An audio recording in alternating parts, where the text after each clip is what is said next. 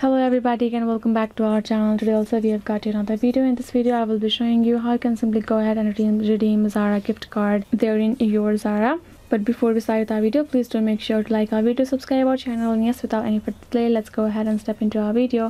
So if you want to do so, first of all, let's go ahead and open our Zara app. You can see right there.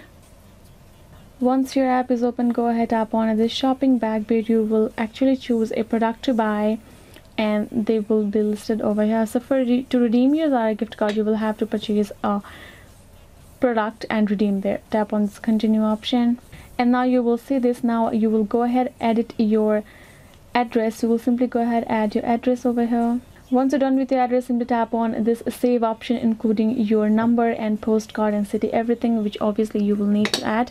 Then after that you will get your payments methods, pay icon, where you will simply change your payment method to your gift card right there in Zara, and you will purchase, aka pay your price, pay your amount of your product by that gift card. So that's how you can simply go ahead and redeem.